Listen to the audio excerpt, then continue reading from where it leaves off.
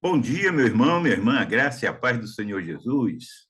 Domingo 2 de outubro, novo mês, nova revista, novos assuntos. Cá estamos nós na Escola Bíblica Dominical. Somos a Assembleia de Deus Rio. E você, meu irmão, minha irmã, que está online, vai assistir essa aula online juntamente conosco, hein? Bom dia! Hoje é dia de eleição. Vamos assistir a aula, prestar atenção no que vai ser abordado e, com certeza, em seguida iremos cumprir o nosso dever como eleitores, né? Que Deus abençoe e que esse processo eletivo transcorra dentro da paz e da tranquilidade. Vamos orar para iniciarmos? Senhor nosso Deus, nosso Pai, nós te agradecemos, Senhor, por esse novo tempo que estamos iniciando, mês de outubro, mês 10 dos 12, ou seja, só faltam mais 2 meses para terminarmos essa etapa, essa jornada de 2022. Por isso, Senhor, nós pedimos que Tu nos abençoes. Tu abençoes o Teu povo, que Tu abençoes, ó Pai, o Brasil, que neste dia, Senhor, se vê sacudido pelo povo que vai se dirigir às urnas de norte a sul, de leste a oeste, vai estar elegendo novos deputados federais, deputados estaduais, governadores, senadores, presidente da República, meu Deus.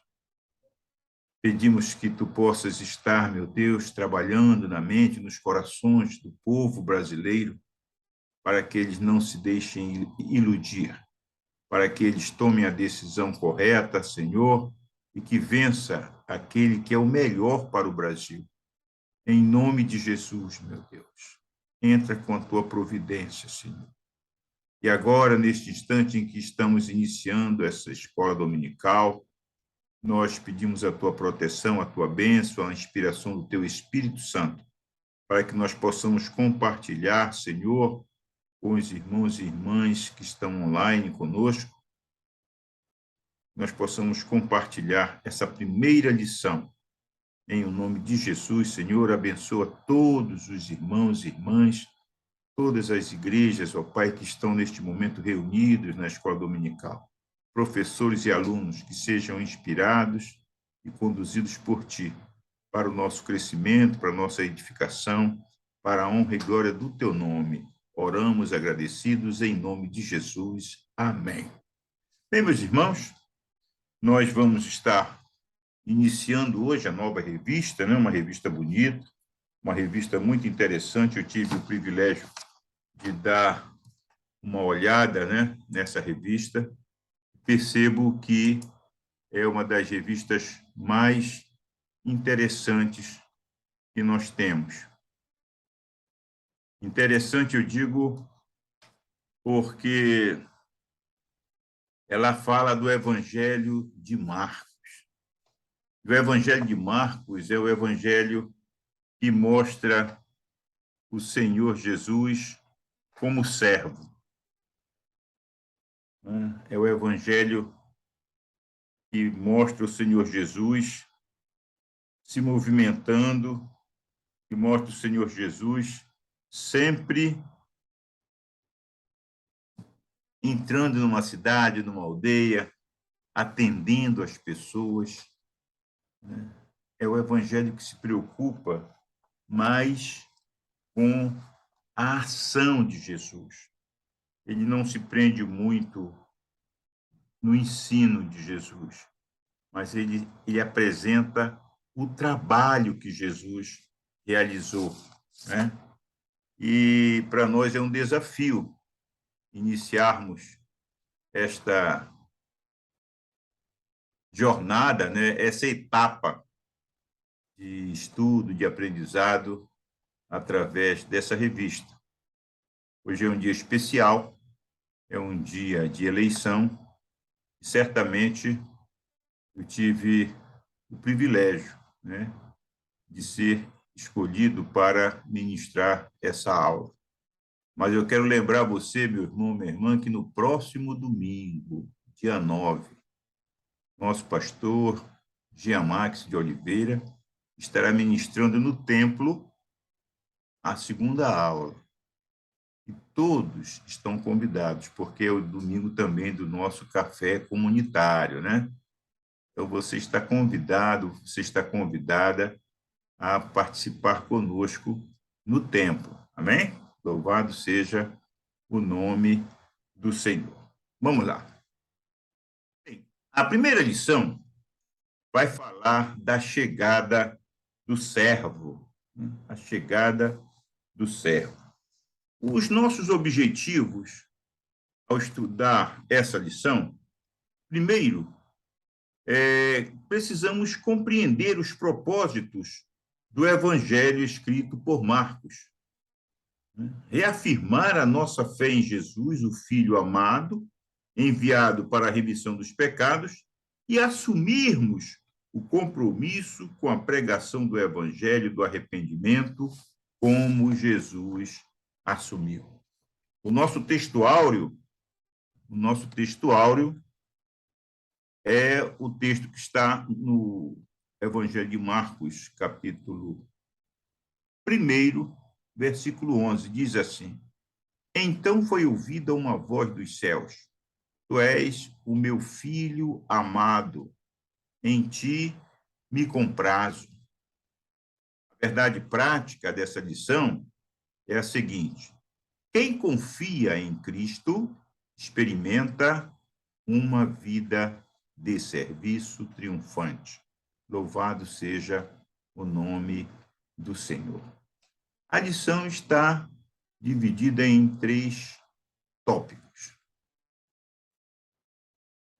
3 tópicos, cada tópico subdividido em 3 subtópicos, né?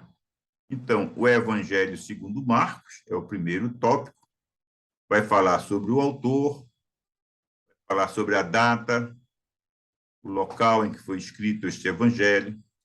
O segundo vai falar sobre Marcos e os demais evangelhos, fazendo uma abordagem a respeito dos sinóticos, né? Marcos, Mateus e Lucas, e o evangelho de João. O segundo tópico vai falar sobre os preparativos do servo. Vai falar da profecia, né? Jesus, a vinda de Jesus, a chegada de Jesus foi profetizado, foi um evento profetizado. Vai mostrar o batismo de Jesus, vai abordar sobre o batismo de Jesus, vai falar também sobre a tentação de Jesus. E o terceiro tópico vai estar abordando sobre o início do serviço ou o início do ministério de Jesus. Como Jesus, em Marcos, é o servo, eu creio que o autor, né, o comentarista, usou o termo início do serviço, né? Porque ele, como servo, vai iniciar o seu trabalho. Os subtópicos: Jesus prega arrependimento, Jesus chama cooperadores, Jesus exerce autoridade. O Evangelho de Marcos apresenta Jesus como perfeito servo de Deus, ou seja, como aquele que executa com firme disposição toda a obra que lhe foi divinamente confiada. E Jesus é visto como servo dedicado e fiel, trabalhador obediente, apesar das espinhosas dificuldades enfrentadas na caminhada.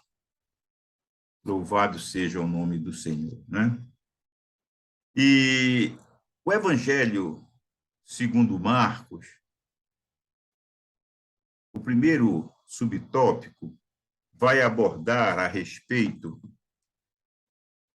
da autoria, da data e do local. Mas antes de nós entrarmos neste subtópico, eu convido os irmãos e irmãs fazermos a leitura, né? Fazermos a leitura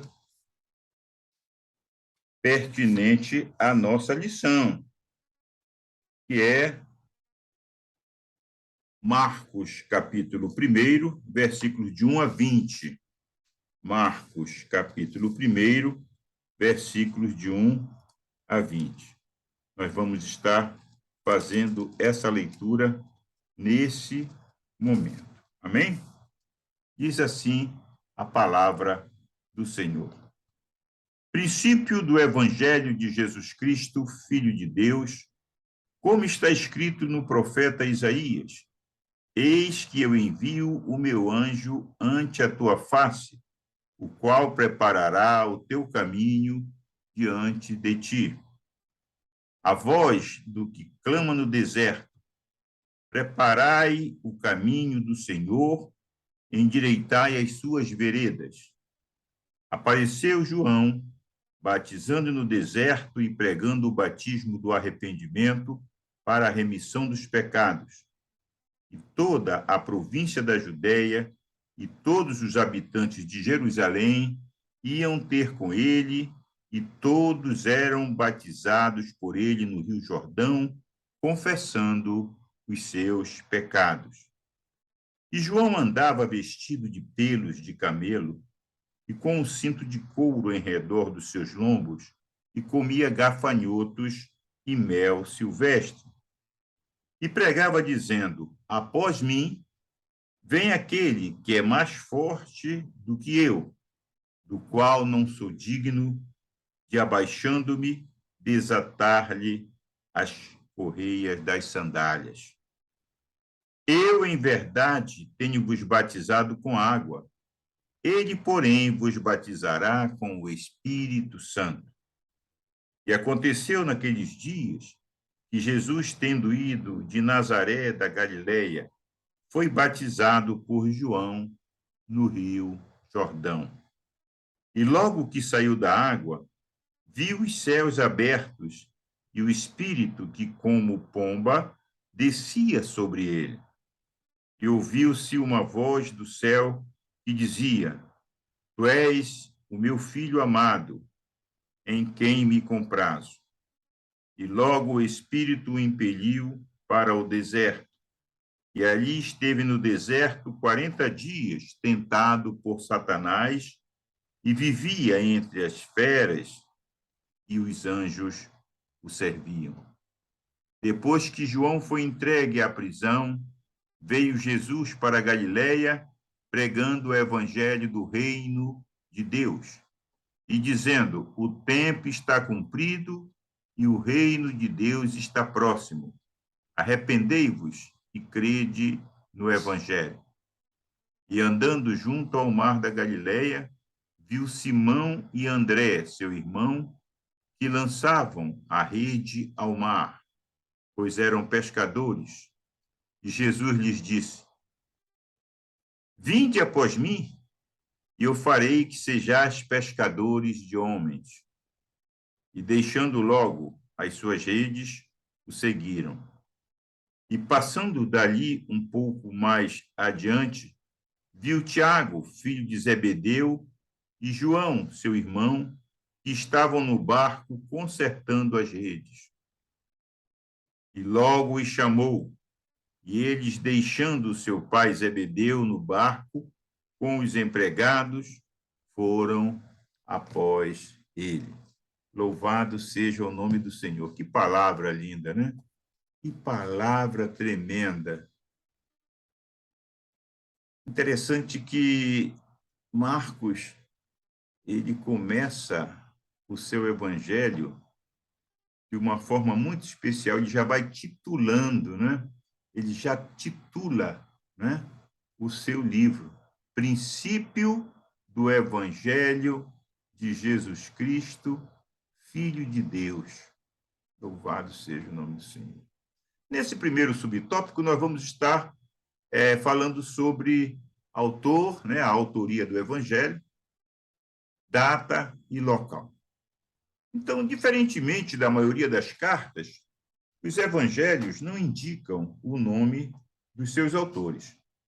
Entretanto, há um antigo consenso entre os estudiosos de que seu autor é Marcos, cujo nome judeu era João. Daí ser chamado de João Marcos.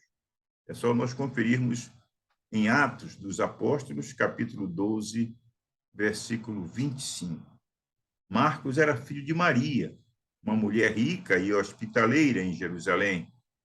Foi amigo e assistente dos 3 primeiros missionários, Barnabé, Paulo e Pedro. Perceba que João Marcos não era um calouro, ele não era um iniciante, né, um neófito, não. Ele tinha experiência. Ao escrever o seu evangelho, ele tinha bastante conhecimento e muita experiência.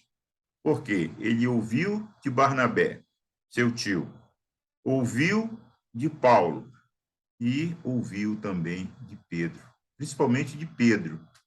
Marcos participou da primeira viagem missionária de Paulo e Barnabé, conforme nos mostra o livro de Atos dos Apóstolos, capítulos 12, versículo 25, e capítulo 13, versículo 5. Todavia, por ter desistido no meio do caminho, Atos 13, 13, Paulo se opôs à sua presença na segunda viagem. Paulo escolheu a Silas e Barnabé continuou com Marcos. Então, aí nesse contexto desse evento, né, nós vamos perceber que Paulo e Barnabé, cada um vai seguir o seu rumo, o seu caminho. Os dois vão fazer a obra de Deus, os dois estão empenhados no trabalho, mas devido a esse desentendimento, não foi um desentendimento, simplesmente o garoto era jovem, né? O Marcos era jovem, muito jovem, por ocasião da primeira viagem, e no meio do caminho ele desistiu. Comum, aceitável, só que Paulo, na segunda viagem, não aceitou que ele o acompanhasse. E Barnabé, então, optou por continuar com João Marcos. E Paulo escolheu a Silas. Então, a partir desse momento, quero que você guarde isso quando você estiver lendo ou estudando Atos, você vai perceber que, a partir desse momento, só se vai falar de Paulo. Barnabé segue com João Marcos e cai, né? Vamos dizer assim, na anomia. Ele não é mais citado no livro, né, de Atos.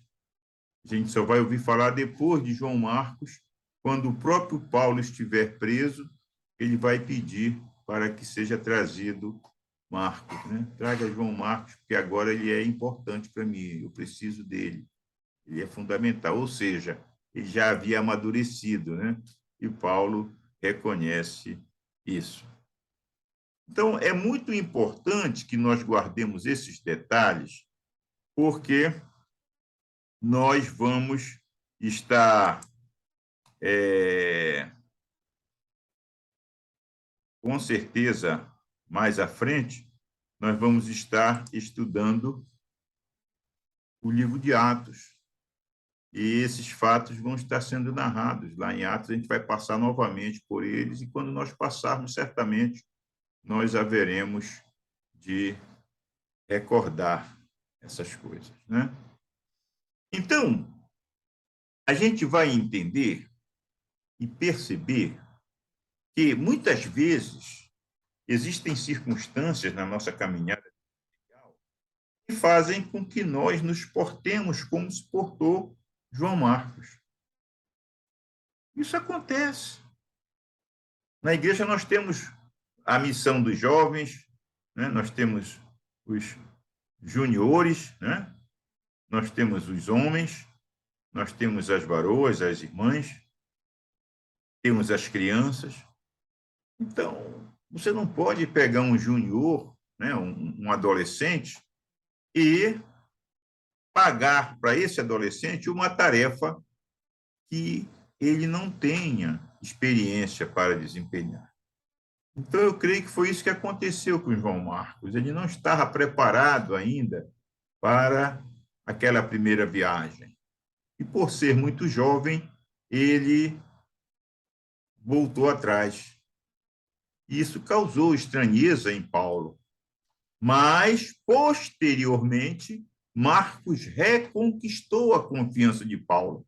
Leia lá em 2 Timóteo 4:11 e Filemão, versículo 24, você vai ver. A tradição cristã também, como intérprete fiel do apóstolo Pedro, né? 1 Pedro 5,13, o Evangelho de Marcos foi escrito em meados do século I depois de Cristo, na cidade de Roma. Então, olha como esse garoto que foi descartado no princípio, depois vai se tornar um autor, um narrador, né? E que narrador? A capacidade de síntese de Marcos é expressa, né, ou expressada ao escrever o seu evangelho. Percebe que é o evangelho mais sucinto dos sinóticos, e se nós juntarmos com o de João, a gente vai perceber que dos 4 evangelhos, o mais curto, o mais breve, o mais resumido é o de Marcos, o que não tira de maneira nenhuma a importância, porque quando nós estudarmos os sinóticos, nós vamos perceber que tanto Mateus quanto Lucas se serviram dos escritos de Marcos para escrever os seus evangelhos também. Então, Marcos serve de base para Mateus e para Lucas, com certeza. Mas existem situações, existem detalhes no Evangelho de Marcos que são exclusivos dele. Por exemplo, Marcos, né, a parábola da semente que germina, a cura de um surdo gago, o cego curado com saliva e o jovem que fugiu desnudo. Né? Então, são passagens que nós vamos encontrar no Evangelho de Marcos que só estão contidas no Evangelho de Marcos.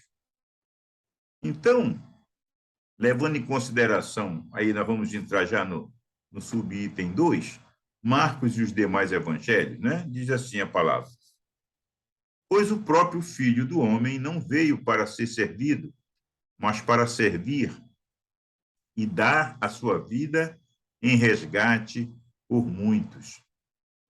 De modo geral, Marcos é considerado o primeiro evangelho escrito. Assim, aquilo que eu falei anteriormente, ele serviu de base para os autores dos demais evangelhos que acresceram ou editaram o seu conteúdo.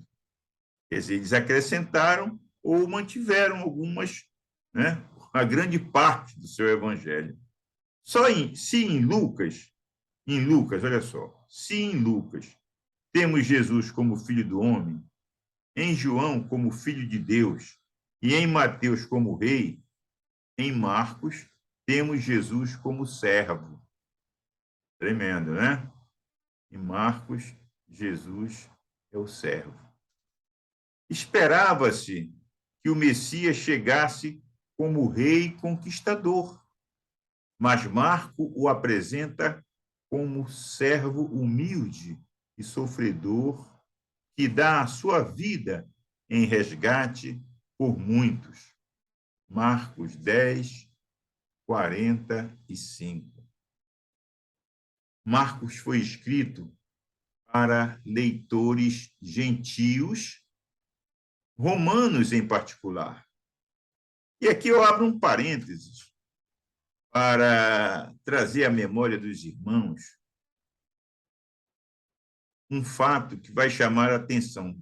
Talvez você, ao ouvir isso, né? Marcos foi escrito para leitores gentios, romanos em particular, você esteja perguntando, eu pensei que fosse só o Evangelho de Lucas que tivesse sido escrito para um gentio, né, que foi escrito para Teófilo, né? Como é que ele coloca gentios romanos em particular?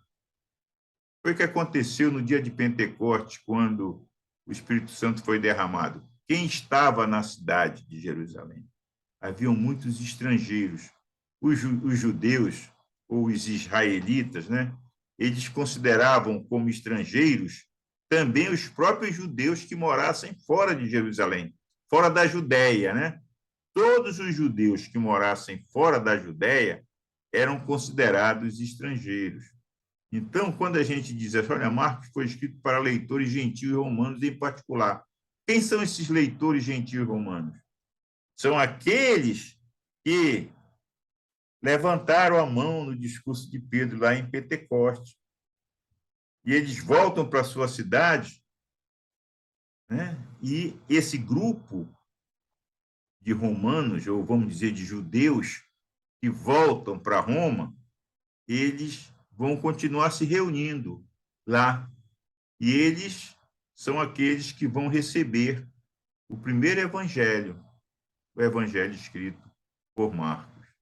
Então é importante nós, se houver alguma controvérsia, se alguém pensar diferente, né, depois a gente pode pessoalmente conversar e aprofundar um pouco mais. Mas hoje, infelizmente, devido ao tempo, né, na nossa aula é muito corrida, nós não vamos poder aprofundar, mas fica isso até como um dever de casa para você aprofundar, né, querido? Né, minha querida irmã? Em nome de Jesus. Por isso, faz poucas citações. Então, o fato desse evangelho ter sido escrito para leitores gentios, romanos em particular, faz poucas citações do Antigo Testamento. Ele não vai se prender a genealogias. Ele traduz frases aramaicas e hebraicas para os seus equivalentes gregos, né? E aí tem algumas citações aqui na revista. Ele diz, olha, Marcos 5:41, Marcos 15:34. São citações que ele traduz, né, para o grego. Então, ele vai trabalhando isso aí de modo a mostrar, falar, mostrar a questão dos costumes, ele vai citar as moedas romanas, né? Ele vai mencionar pessoas em Roma. Nós vamos ver Marcos 15:21 e Romanos 16:13, ele fazendo uso dessas menções, né, de fazendo menções a essas pessoas. Então, o Evangelho de Marcos ele foi fundamental, porque ele alcança uma comunidade de cristãos fora de Jerusalém. E quais são as características de Marcos? Isso aí a gente vai ver já no subtópico 3, né, do primeiro tópico. As características de Marcos, olha só, a gente lendo o texto bíblico que serviu de base para essa reflexão, Marcos capítulo 1, versículo 12, diz assim, e logo o Espírito o impeliu para o deserto. Como o evangelho de Marcos é um evangelho muito simples, né, de palavras, é um evangelho muito compacto,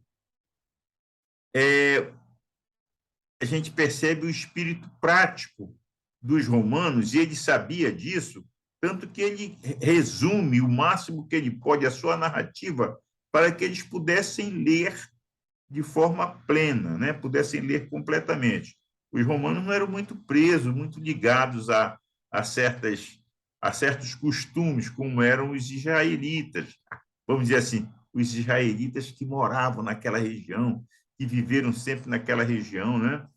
Então, é o mais curto dos evangelhos. Nós estamos falando sobre as características do evangelho de Marcos. Ele é o mais curto dos evangelhos. Ele tem apenas 16 capítulos. Nada tratando sobre o nascimento ou a infância ou a juventude de Jesus. Ele não entra nesse detalhe. Todavia, algumas de suas histórias são mais completas quando comparadas com as mesmas histórias nos outros evangelhos. É o caso da cura da filha de Jairo e da mulher com hemorragia. Marcos também tem um estilo ativo, descrevendo Jesus como soldado que se move com agilidade e poder para conquistar uma vitória após outra sobre os demônios, doenças e mesmo a morte. Características também muito apropriadas ao espírito conquistador dos romanos. Nós sabemos que os romanos viviam sempre em guerra, né, conquistando territórios. Então, os exércitos romanos estavam sempre em movimento e executando conquistas. Então, Marcos, ele, quando apresenta Jesus sempre em movimento, entra numa aldeia, saindo de uma aldeia, ele entra noutra, ele vai, ele nunca ele está parado. Poucas vezes você vai encontrar, né, Jesus parado ou no monte, orando e tal. Você vai ver que Marcos ele é dinâmico nessa narrativa, mesmo porque é característico dos seus destinatários esse tipo de apreciação pela leitura mais dinâmica nesse contexto. As palavras logo, em seguida e imediatamente aparecem dezenas de vezes, dando um ritmo acelerado às narrativas e transmitindo a ideia de prontidão militar, né? Por exemplo, você pega aí a sua Bíblia e vê Marcos 2, 1, Marcos 3, 1, Marcos 8, 10 e Marcos 10, 1. Você vai ver que são exemplos disso que acabamos de falar. Assim, Marcos foca mais as ações que os ensinos de Jesus. Marcos contém poucas parábolas. O Sermão do Monte, por exemplo, para o qual Mateus dedica 3 capítulos inteiros, não consta no Evangelho de Marcos. É, portanto, um livro de ação que mostra Jesus sempre agindo, se apresentando como o perfeito servo do Senhor. Louvado seja o nome do Senhor. Contudo, irmãos, ao contrário dos conquistadores romanos, Marcos proclama a boa notícia de que Jesus é o próprio Filho de Deus. A sua vitória não vem pela força ou violência, mas pelo serviço obediente. Olha a beleza desse evangelho. Olha como é bom estudar a palavra de Deus e descobrir quão bela ela é, não é verdade? Então, não é pela violência, não é pela força, mas pelo serviço obediente e pela doação sacrificial. Louvado seja o nome do Senhor. Vamos entrar agora no segundo tópico, os preparativos do servo. Marcos 1, do versículo 2 ao versículo 13. Nós não vamos fazer essa leitura. Nós vamos ler só o versículo 2 do capítulo 1. O servo é profetizado. Conforme está escrito na profecia de Isaías, eis aí envio diante da tua face o meu mensageiro, o qual preparará o teu caminho. Marcos 1, 2. Ao citar o profeta Isaías, Marcos estabelece a conexão entre o Antigo e o Novo Testamento, provando que a chegada de Jesus não foi uma ideia tardia ou uma ação improvisada de Deus para salvar a humanidade diante da frustração de um plano anterior. Negativo. Deus não age por impulso, Deus planeja. Deus planeja. Deus é o Senhor do tempo. Ele sabe o tempo adequado para cada ação. Ele é quem sabe o que vai acontecer daqui a 10 minutos, daqui a meia hora. Ele é que sabe. Eu não sei, você sabe? Deus sabe. E tudo ele tem um propósito. Ele só executa as ações motivadas pelo seu propósito, aquelas que estão dentro do seu plano. Então, Deus revela a continuidade de um mesmo e poderoso plano que envolvia o cumprimento de antigas promessas. Por exemplo, Isaías 40, 3 a 5. Eu vou ler para você esse texto, Isaías 40, 3 a 5. Eu vou fazer essa leitura para que você possa perceber como Deus é providente. E como ele planeja tudo de forma, né, antecipada. Isaías 40, de 3 a 5. Diz assim a palavra do Senhor.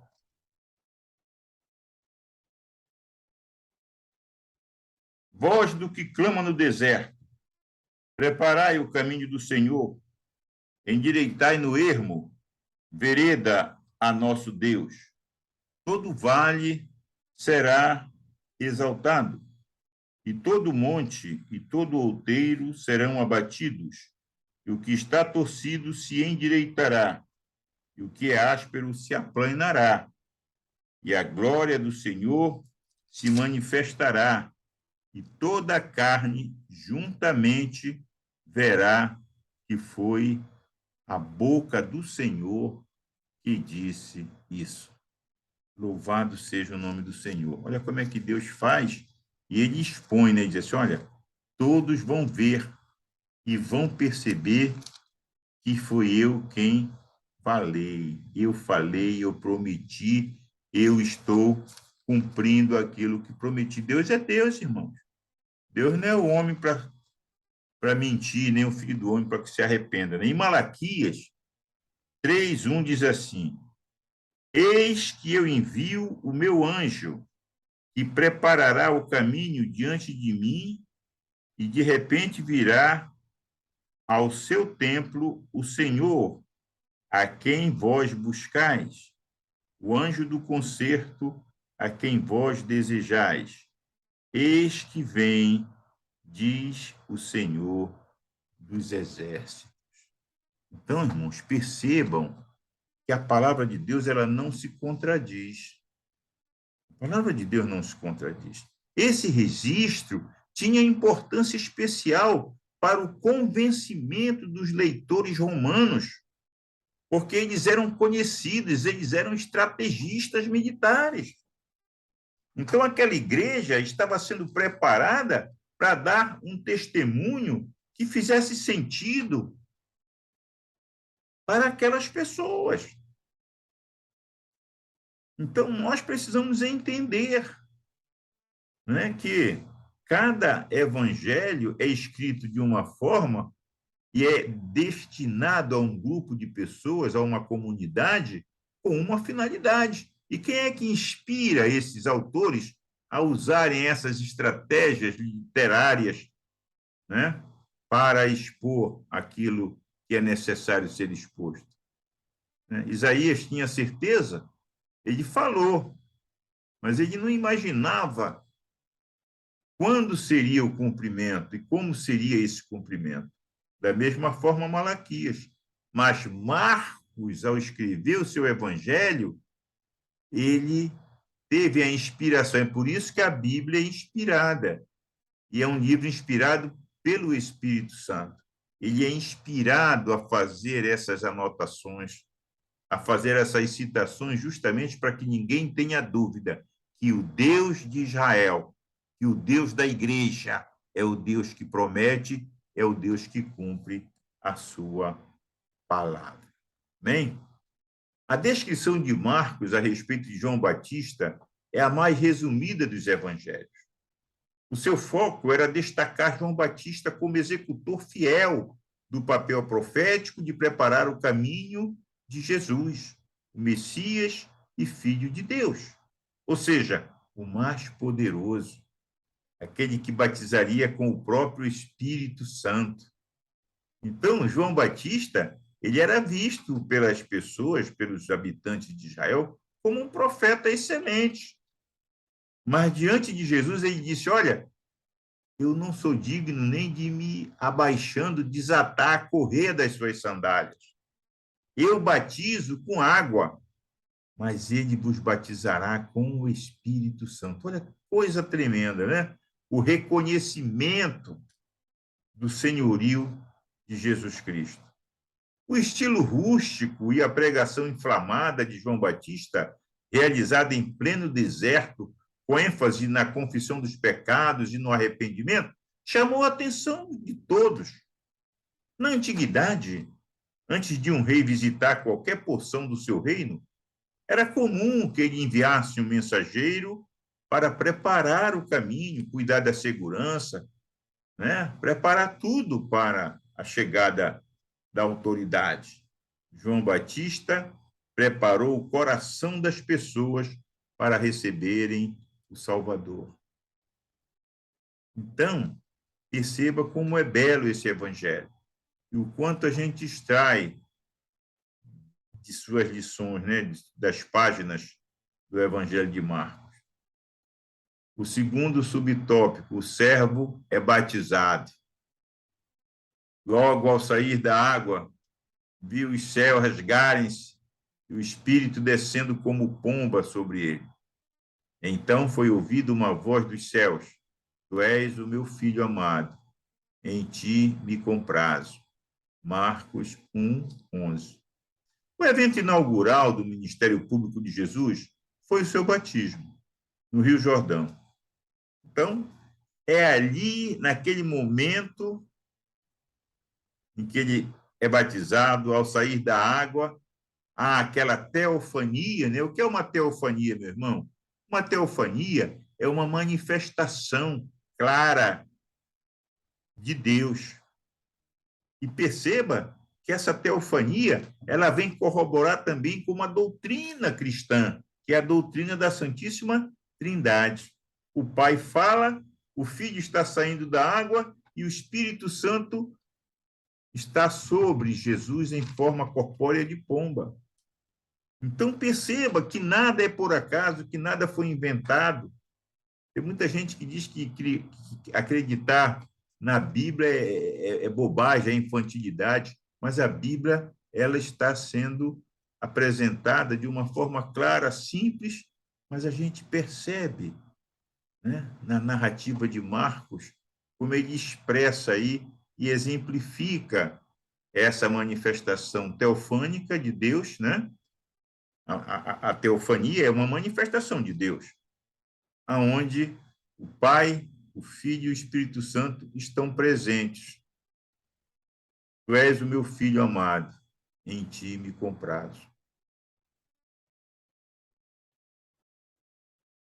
Embora o batismo exigisse, o batismo de João exigisse confissão pública de pecados, né?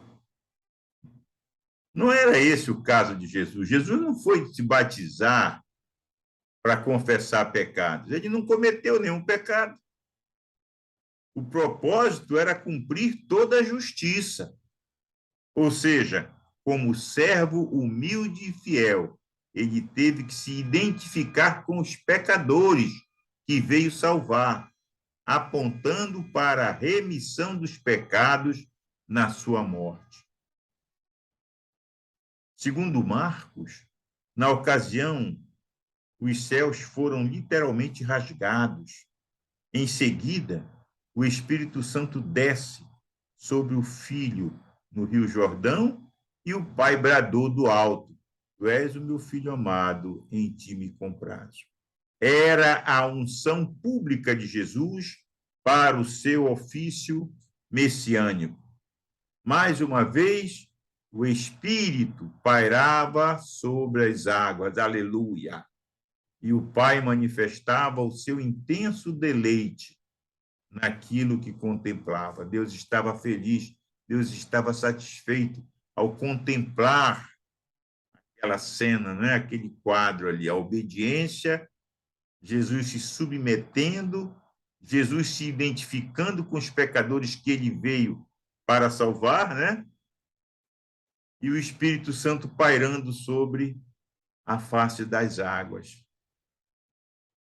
Gênesis 1, 2 e 31, a gente vai ler sobre isso. Nós vamos encontrar essa narrativa que o Espírito Santo está pairando sobre as águas. O profetizado servo do Senhor havia chegado, aleluia, e estava cheio do Espírito Santo. O reino de Deus estava próximo. Oh, glória, né? Que maravilha, né? É isso mesmo. E agora? Agora ele vai sair do batismo, vai sair daquela situação e o que é que vai acontecer? Logo após o término dessa sessão, vamos dizer assim, nós vamos entrar na terceira sessão, que é o terceiro subtópico. O servo é tentado. Diz assim a Bíblia: e logo o Espírito o impeliu para o deserto. Marcos 1, 12. Rapidamente, Marcos nos conduz da glória do batismo à dureza da tentação de Jesus. A presença de feras é exclusivamente de Marcos. Adão, no ambiente favorável do jardim, pecou, mas Jesus, o último Adão, triunfou no cenário extremamente desfavorável do deserto. 1 Coríntios 15, 45. Marca aí para você ler depois, conferir, meu irmão. Marcos é o mais sucinto no relato da tentação de Jesus. A posição do Filho de Deus servia à promoção do reino de Deus. Assim, vencer o adversário histórico era a etapa essencial da sua missão. Jesus veio para destruir as obras de Satanás. Ele já começa desmoralizando Satanás. Ele não atende à tentação do inimigo e, no final, ele manda o Satanás sair. Sai, Satanás. Ele usa de autoridade e expulsa o Satanás. Marcos enfatizou esse fato. A vitória de Cristo sobre Satanás, qualificando-o para o seu serviço de destruir as obras do diabo. No Jordão, irmãos, ficou provado que Jesus era o Filho de Deus, agora conduzido pelo Espírito Santo. No deserto, para além da natureza humana, ganharia experiência humana triunfante, servindo-nos como paradigma, como modelo, né? Jesus estava pronto para começar o seu ministério. E é justamente a partir daí que nós vamos iniciar o terceiro tópico, início do serviço. Jesus prega arrependimento e depois que João foi entregue à prisão, veio Jesus para a Galileia, pregando o evangelho do reino de Deus. Marcos 1,14. Seguindo o seu estilo sucinto e prático, Marcos nos oferta sínteses preciosas a respeito do início do ministério terreno de Jesus, quando, após a prisão de João Batista, aonde? Na Galileia. Como? Né? Olha só como é interessante a sequência aqui. Vou repetir. Seguindo o seu estilo sucinto e prático, Marcos nos oferta sínteses preciosas a respeito do início do ministério terreno de Jesus. Quando? Quando foi que começou o ministério terreno de Jesus? Após a prisão de João Batista. Onde começou o ministério de Jesus? Na Galileia. Como começou o ministério de Jesus? Pregando o evangelho de Deus. Aleluia. Anunciando a boa nova, anunciando a boa notícia, né? O quê? Qual a essência dessa pregação? A mesma que todas as fiéis testemunhas de Deus proclamaram ao longo da história. Qual era a mensagem inicial do Evangelho? Arrependei-vos e credes no Evangelho. Aleluia. Foi assim que João Batista pregava, foi assim que Jesus começou a pregar, e foi assim que Pedro também, lá no Pentecoste, ele conclamou aquela multidão ao arrependimento. De fato, irmãos, o arrependimento e a fé constituem o próprio núcleo da mensagem cristã, conforme Atos 20 e 21. Afinal, sem abandono do pecado e mudança radical de vida, não há cristianismo verdadeiro.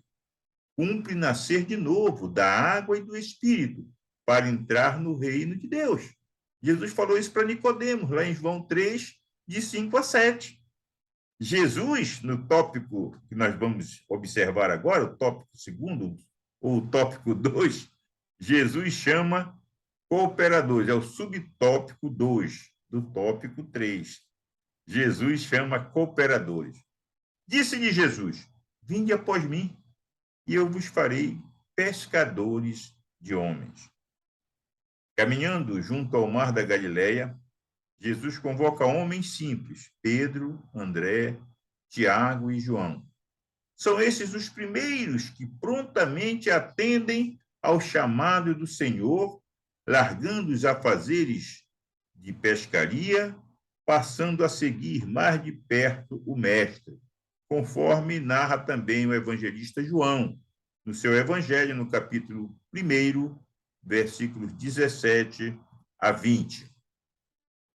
Consciente de que a seara é grande e de que sua missão não se destinaria apenas àquela época, Jesus chama cooperadores, homens que, por sua fé e disposição, colaborariam diretamente na obra de Deus.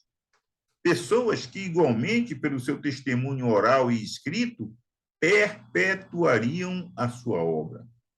O chamado de Jesus destoa da tradição judaica, ou seja, a entrada em uma escola rabínica dependia da iniciativa daquele que aspirava a ser aluno e não do chamado do rabi. Deu para entender? Em Israel, a sociedade, observava essa norma. O aluno escolhia qual rabi ele ia se agregar para aprender a lei. Aqui com Jesus é diferente.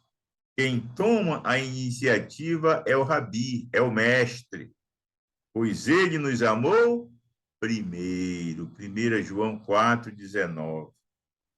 Da parte dos chamados, cumpre apenas obedecer pronta e radicalmente. Então, Jesus chama, Jesus ensina, Jesus capacita, Jesus envia aqueles e aquelas a quem ele chama.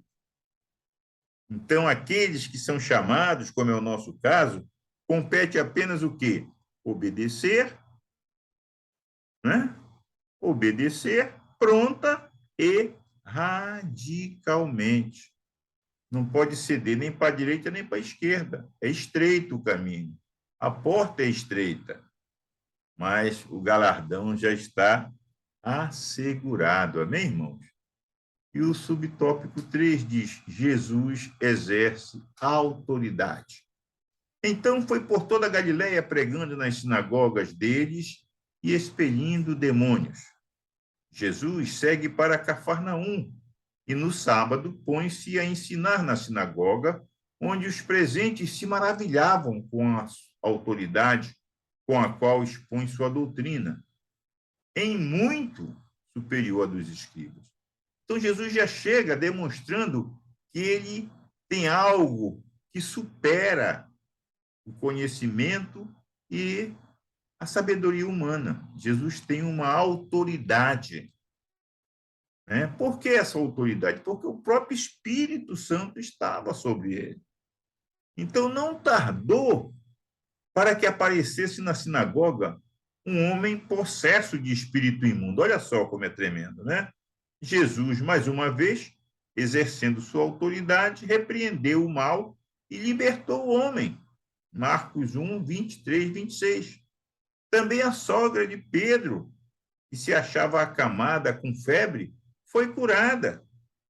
E também um leproso foi curado.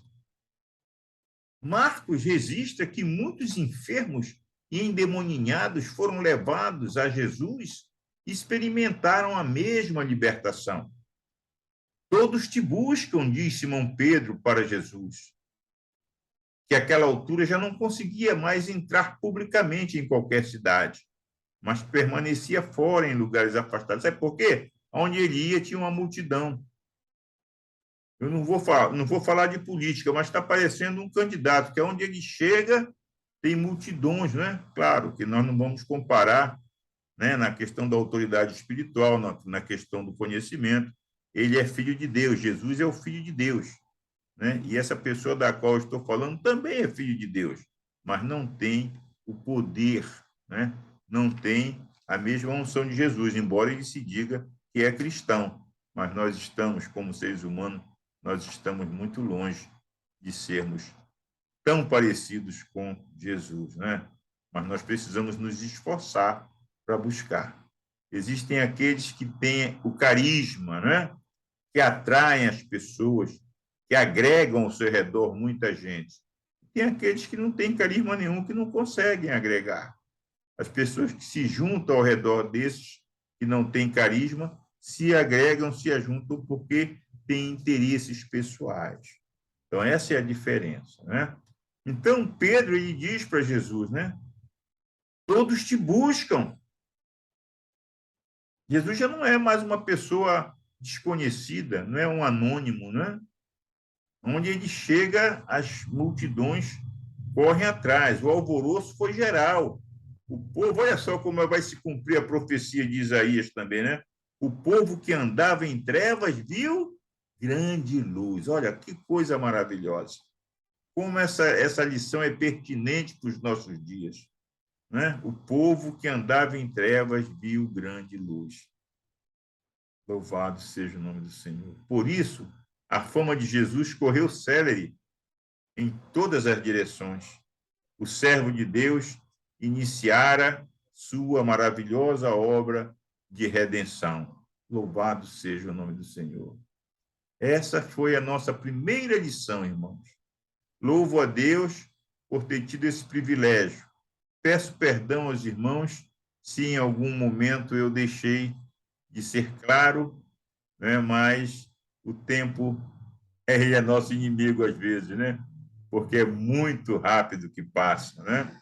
Mas a nossa aplicação pessoal para essa lição, a nossa aplicação pessoal é: Jesus cumpriu seu ministério terreno com total disposição, fidelidade e obediência.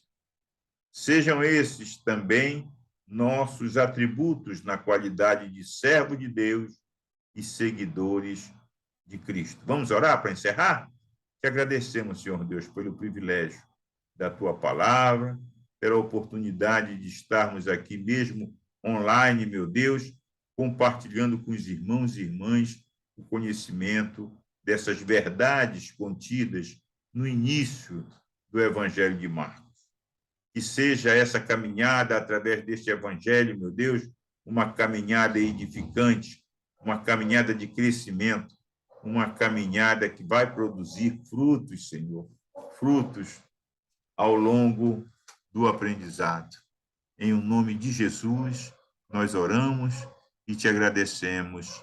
Amém. Louvado seja o nome do Senhor. Agradeço aos irmãos e irmãs e fiquem todos na paz do Senhor. Amém? Louvado seja o nome do Senhor. Deus nos abençoe.